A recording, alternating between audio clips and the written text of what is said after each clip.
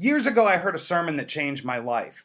In it, the pastor said Genesis 3:15 and 16 can be viewed as the thesis statement of the whole Bible. That made me think. What if a thesis, that means one narrative from beginning to end, a whole story, not hundreds of little broken up ones? With that idea, I went to work reading it as one. Here's what we get. In the beginning, God created and said, "It is good, it is good, it is good." Interestingly, the words of the four rivers that surround the garden, when translated, are like rapid, increase, abundance. We're also told about all the precious metals and gold that existed, and it was called good. So then God made mankind and a special man, Adam. It was good. But for the first time, when Adam proved to be lonely, God said, "It is not good," and made a woman by putting Adam under a deep sleep, performing advanced genetic surgery, taking out a rib, and making a woman, Eve. In various myths, legends, and narratives, God gave them one command about a certain tree that they would somehow alter their consciousness and connection to Him in a way that God deemed destructive if they ate from it. They were tempted by a third party who was either given access or snuck in, called a Nakash, serpent or deceiver, who twisted words deceitfully. The observation is that this Nakash took advantage. Has God indeed said that you should not eat of any tree in the garden? No, no, Eve said, just this one, the tree of the knowledge of good and evil. If we eat that one, we will die. You won't die. God just doesn't want your eyes open. In other words, He just wants to control you in His closed system. But really, your eyes will be open to the knowledge of good and evil. You'll have the full picture. You'll see what mankind can really do. Seems childish, but think about it. Has mankind demonstrated mastery over knowing good and evil? Interesting. Here, says the Nakash, eat the fruit. Deceived. Problem. Adam and Eve realized they were naked before God. Innocence gone. No covering. Shame, guilt, in need of a remedy, of covering. God says in Genesis 3:15 and 16, wait, Satan has seed? Yes.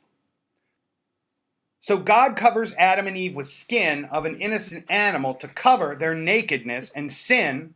From the very beginning, we see the concept of covering and substitutionary atonement. This innocent animal, presumably killed for their skins. We get a picture of God's creation as a perfect closed system. A sin is introduced that causes a chain reaction. God has to account for it at some point. Sin begat another and another and another. It would eventually, progressively, chronically poison the whole perfect closed system. First Eve, then Adam, then this innocent animal. Now death is introduced into what had been eternal perfection.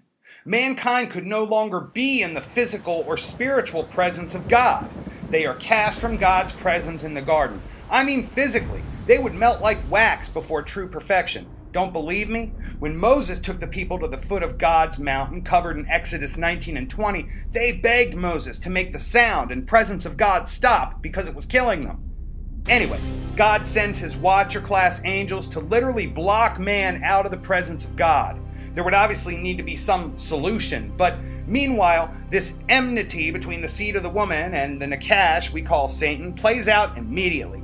Cain and Abel, two sons. The younger one, pleasing. The elder one, not so much. Murder happens.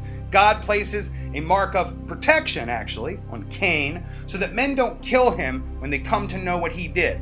He goes off and becomes a builder of great cities. Let's go see what man can do, right?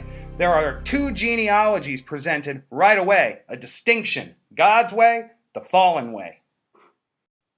Then we learn about the interference with the seed of the woman by the seed of Satan by way of the Nephilim, the Watcher class of angels charged with guarding the gates of Eden and overseeing man, become tempted away and plot together to marry earth women. They came down on Mount Hermon and took themselves wives from all that they chose. Being different kinds of beings than human, they did all manner of hybridizing and muddied the lines of seed. In addition, they taught man all matters of arts and sciences, ones presented as immoral, but outside of the system that God had designed for mankind. God obviously intended for us to be free from the burdens of war, lust, and materialism. God had told mankind to eat only food of the earth, no meat yet. As time went on and the generation of those sons of God, B'nai Ha Elohim, that violated earthwomen died, their progeny ruled over the earth, over humans, and by hybridizing, lost control and devolved into complete debauchery, evil, and wickedness. Up to this time, we learn it had not rained before, and water was in a canopy over the earth. So God found Noah, one who was righteous. Not that he was good, but the same word used for red heifer, genetically pure, without blemish. God attempts to redeem his creation by starting over. He sends a flood and wipes out the whole world except Noah and his wife, their 3 sons, and their wives. The canopy overhead busted and the wells of the deep exploded up. This is so crucial to understand. Today, so many think sinful human beings compelled God to simply destroy the whole world. If there were not Nephilim muddying God's genetic creations and bloodlines, why would God destroy the whole world just because man said curse words or had a bad attitude? Don't we sin today more than they did in the antediluvian world? In fact, Jesus in prophecy says, in the last days it will be as it was in the days of Noah. Well, where is our flood? This flood had a designed purpose. The flood waters abate. Time goes on. The Nephilim are reduced in number by the flood, but end up reappearing later. So how did Nephilim end up here after the flood if God destroyed all? There's what theologians call a second incursion on the earth. But no, the Bible clearly says that prior to the flood, all flesh had been corrupted. All means all. That includes the wives of Noah's 3 sons, Shem, Ham, and Japheth. But now there are only 3 muddied, and when they have children with the pure Shem, Ham, and Japheth, their kids will only be a quarter hybrid, then an eighth, and the grandkids, gone in a few generations. But the Bible says Ham did or saw something to his father while naked that results on a curse on Ham's grandson, Canaan. And as we know, since Abraham, several generations down the line, would encounter and fight Nephilim, Genesis 14, that Ham's sin involved somehow keeping them around. The passage is confusing, no doubt incomplete, but what is clear? The issue had something to do with nakedness and covering, a theme we see continuing. And did Noah curse Ham? No, he provided Ham a substitute and cursed his grandson Canaan. Then we learn about this Geborim, larger than life, a giant, mighty hunter before God, a celebrity, Nimrod, or as noted in secular history on the Sumerians' kings list for our atheist friends, Enmerkar. The Tower of Babel, all over again, we can be as gods, our eyes will be opened, we are so technologically advanced, let's build. In God's perfect closed system, now infected by sin, people go from living for hundreds of years to under 100 if they're blessed. Sin has this effect of being chronic, progressive, and fatal. Of Ham's line and a few in Japheth's line, tribes from fallen ones and Nephilim spread around the globe after God confounded their languages. As they spread to the 4 corners, cultures we would recognize today took root. Noah's other son, Shem's line, remained pure, no Nephilim descent, further verifying that God would protect the passing of his line of seed. This is verified by genealogies being compared to the cultures of secular world history. So more generations passed. In Genesis 12, God targets a man named Abraham, a descendant of Shem, for a special task.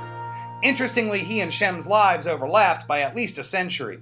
We do not know whether they met or not, but some believe with scant evidence that Shem became a sort of high priest in the community that formed first in the Turkish mountains where the Ark came to rest, and where its remnants remained for centuries as a sort of shrine. This is pretty commonly known today in Turkey. You can visit the sites that have a visitor center, ship remnants, and ballast stones weighing several tons nestled in the mountains of Ararat. Anyway, God orders Abraham to leave his home and go to a place that he would show him. Why? What did God have up his sleeve? Why did he need a certain line of people? Why did God call out a people in Abraham and what would be Israel? The first reason, in our fallen state, we had become disintegrated from God and began to experience injustice. Over countless generations, man's emptiness and longing replaced the memory of God. They had forgotten him. Satan's most successful deception, even today, is to get man to glorify himself. to fill the void of forgotten connection to God with man-made idols and rituals. But the well-intentioned and misguided attempt often focused on the creature instead of the creator. To solve this, God would use a people to reclaim himself to the people and civilizations of the time that Abraham and his descendants would encounter. In man's obstinacy, as is shown in the case of pharaohs, man sought for God to prove himself. Note that the 10 plagues in Egypt during the Exodus, for example, were targeted to the 10 gods in Egypt believed to have primary and secondary supernatural power. I am, Yahweh. The Tetragrammaton said, I am, and proved it. The whole of Exodus is essentially God proving his sovereignty, reteaching, reigniting, reconnecting, or at least providing options to reconnect. The second reason God is calling out a people in Abraham that would become Israel is around the time God was making this covenant with Abraham to raise up a multitude in him, he also frequently opened the wombs of select and barren women, clearly pointing to the fact that he had a plan of descent, perhaps related to this enmity between lines of seed, the woman and Satan's. God would call out a people to pass the line of seed to the Messiah. God makes big promises to Abraham, but Abraham decides not to wait on God, has a son, Ishmael. God comes along and says, nope, not him, but one I will. Call him Isaac. Why? Because Sarah was old and laughed at the power of God to have her be pregnant at her age. So Isaac is born. He's the one. And the firstborn Ishmael is kind of passed aside for a time. Younger over the older again. So after a time, God says, prove you're loyal. Kill Isaac as an offering to me. Abe raises the knife. God says, stop, don't kill Isaac. I will provide you a substitute. Nakedness, covering, substitute again. The third reason God would call out a people in Abraham who would be Israel is that these special called out people would in time annihilate the remnant of the Nephilim, now present in the tribes of Canaan, the peoples Noah cursed. In Genesis 14, just such things happen. Abraham fights and destroys the Rephaim, Zamzumim, Emim, some of the Nephilim remnant. It is instructive to look up the names of these tribes in a Bible dictionary. They are revealed to be the giants and genetic hybrids. God gave Abraham victory because God's will is to see his line of seed through time. So we have this thesis statement in Genesis 3:15 and 16 about enmity between the woman and Satan's seed. And he will bruise the heel, and the line seed of woman will crush the head. We have God calling out a people to accomplish his three main goals. As we trace Abraham's descendants, beginning with his children, our understanding will be further proven. Contrary to hearing in our Judeo-Christian society that the honor fell to the firstborn in Bible times, we see the opposite continually play out. Abel over Cain, Isaac over Ishmael. Now Isaac has sons, Esau and Jacob. On Isaac's deathbed, Jacob tricks him at the prodding of his mother, taking advantage of his frailty, and obtains what should have been the birthright and blessing for the firstborn Esau. Needless to say, Esau was not happy. Jacob became though, and went in search of a wife, and was offered a man named Laban's first daughter, Leah. But he didn't want her. He fell in love with a younger sister, Rachel, and wants to marry her. But Laban, Rachel's father, tricks Jacob into marrying Leah, the older sister he didn't want. Jacob did have children with her, but still wanted Rachel, and stayed in Laban's service until he had worked long enough to have Rachel too. Jacob's will was to pass his seed into Rachel for descendants. After all, there is a covenant you made with my granddad Abraham, Lord. I need to get busy.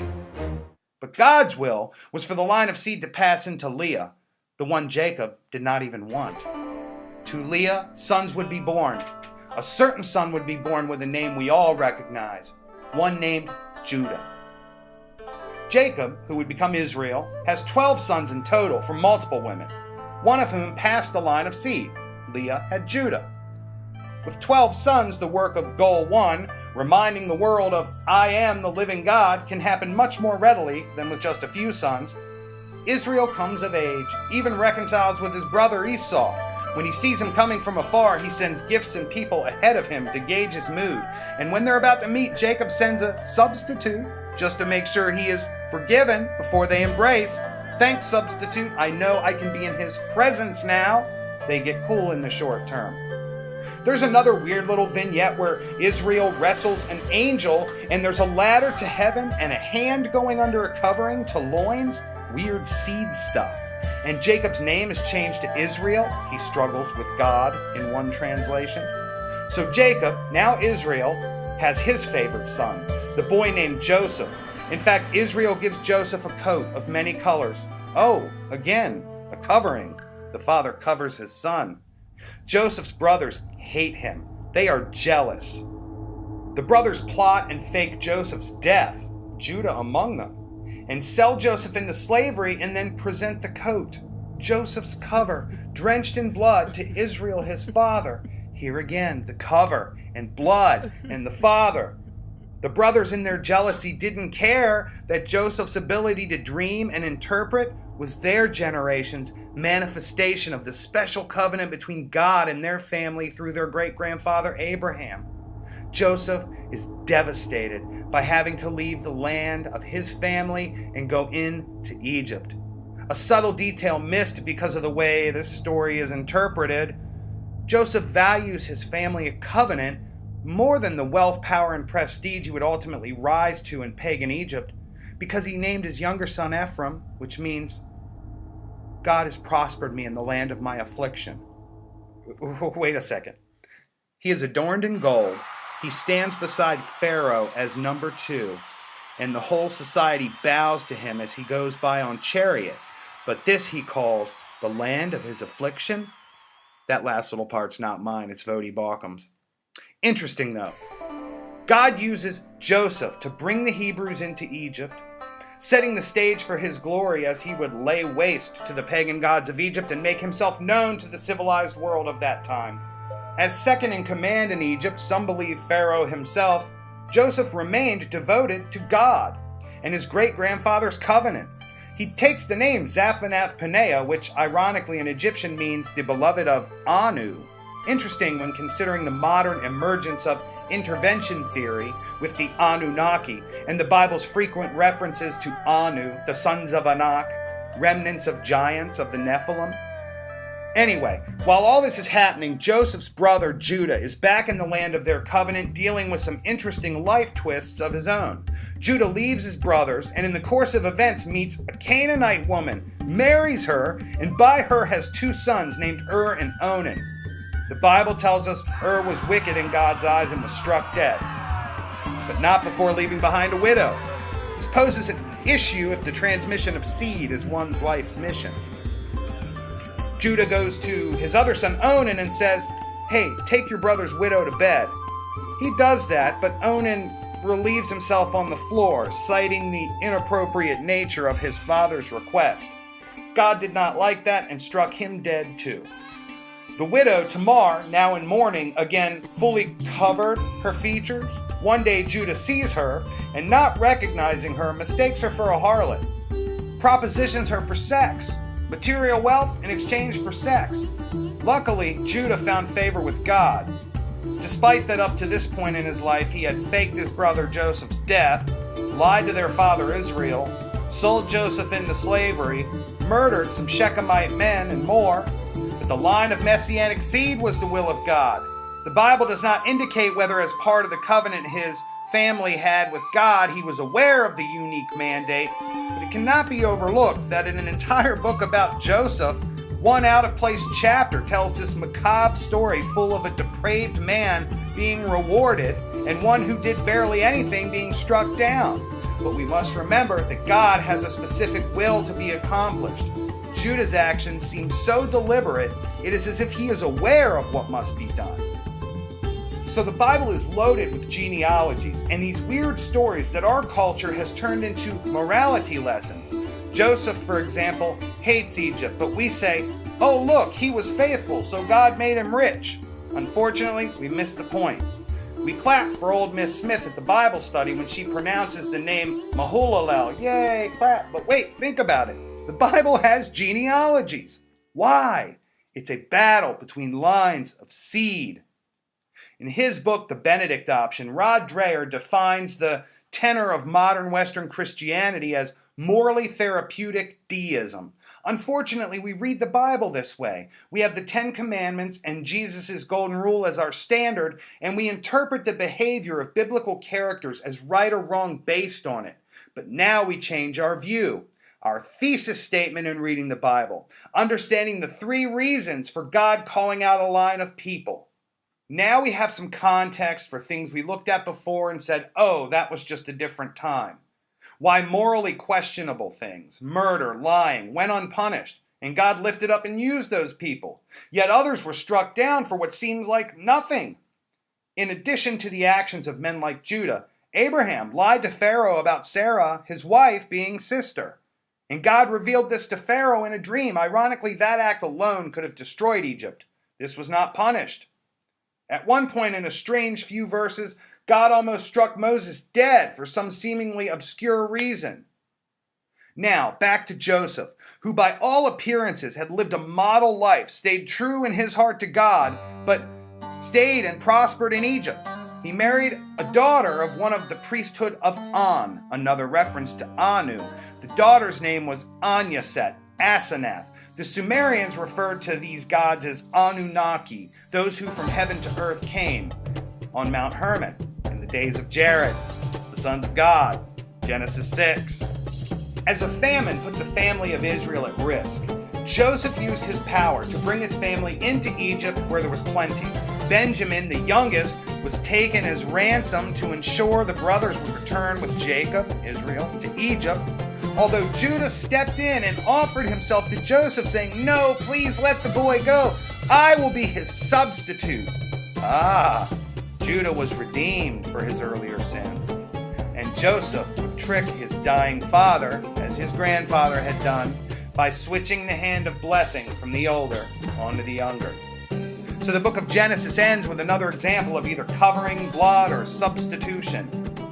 Over centuries, God's chosen covenant people became enslaved to the Egyptians in Egypt. All the while, God is still attempting to accomplish his goals, exposing himself as sovereign before the cultures of the world. Moses would end up rising up as a leader, and leaving Egypt in shambles, led the Israelites, now a multitude, out of Egypt and back toward the land of promise. The land that had far fewer remnants of the Nephilim, because the Israelites' own enemy from time to time would cross into Canaan and destroy the tribes. God used Pharaoh's own defects of character to destroy themselves and some of the enemies of Israel in Canaan.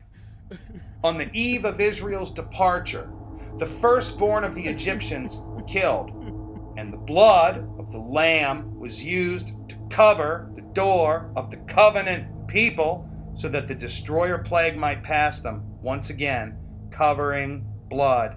And contrary to the narrative always saying firstborn supremacy, we see the firstborn brought down. Abel over Cain, Isaac over Ishmael, Jacob over Esau, and so on. Moses led the people out to the foot of the mountain of God, yet in their fallen state, they could not be in the presence of God. The sound and presence of God was enough to scare them so bad, they begged Moses to intercede. In their sin, both physical and spiritual, they had to engage in all number of cleansing rituals for days before being able to even stand at the foot of the mountain. Exodus 19 noted that even touching the mountain of God meant death. As there had been 12 sons, now 12 full tribes would emerge. Now God's mission in having a chosen people is being accomplished. He is preeminent in the world and will now give his law. A priesthood is raised up in the tribe of Levi to administer its rituals. At the center of it is a system of sacrificing an innocent animal whose blood will cover the people for their sins. God reminds them of the garden again. He is still passing a line of seed through the characters and events shared about them in Scripture. The remnants of the Nephilim are still being destroyed as the books of the law, judges, prophets progress. The references to all the various encounters with the remnants of the Nephilim abound. Video description. We then begin to see the relationship of the law to the people, their inability to keep it, their punishment, redemption, all the while sacrificing animals, blood covering, and over and again. Finally, Israel, now a nation, reaches its apex under King David from the line of Judah, the man who himself destroyed what may have been the last of the Nephilim, with Goliath and his brothers, 6 fingers, double rows of teeth. As king, he himself would sin from time to time. The whole history showed, and the prophets echoed, that man could not keep God's law, God's perfect law. They were trapped in a seemingly endless cycle that went all the way back to the beginning. All the while, prophets heralded the coming of the promised Messiah, who would come from the line of seed God protected through time. Then, finally, after 400 some years of silence, when the prophets stopped speaking, the angel appeared to Mary and said, "You will conceive by the Holy Spirit." The Savior of his people was born. He began his ministry, brought a fitting 12 unto himself and taught. He honed the mark of God in them. The only problem with this seemingly perfect story is that all the while Satan continued to say, "Did God say this? And did God say that?" Israel, God's chosen people, had been duped into ritual. All those times back in the land of Canaan that God said, "Destroy them all, leave not one living, or their things." Time and again, people like Joshua's Achan had kept Nephilim material, and God destroyed all of them. For all the atheists that point to God as a butcher for the killing of the Canaanites, this narrative should more than make up for that. Now, having been duped, having had periods where they lost their own scrolls of God's law for hundreds of years at a time, it finally took pagan seers from the East to recognize what was coming in the birth of Christ. Having built so much ritual and orthodoxy around their laws, Herod sought to kill the Messiah before he was even a child. When Jesus entered Jerusalem and ate his Last Supper with his 12, he uncovered their feet and washed their naked feet. Soon they would all be clean again. And when they drank wine as the symbol of blood and ate bread as the symbol of body, Jesus was telling them, "I, as a holy divine, holy human descendant of the line of seed that God protected for all of time, I, the Lion of Judah from the house of David, I, who have been given power that any can be made sons of God," redefining a term that in the Old Testament meant the fallen ones from Genesis 6 would now mean a restored, forgiven son of God. He was betrayed, turned on, put on trial, bloodied with a whip, crucified, and died. Even his apostles didn't understand. They misinterpreted his series of supernatural events as a way to bring glory to God in popular culture. He had cried in the garden, "Do not pour out this cup of wrath, the physical sin and spiritual filth of mankind of all time, but not my will, yours." He was on the cross. He recited psalms, wondering why in this moment God forsook him.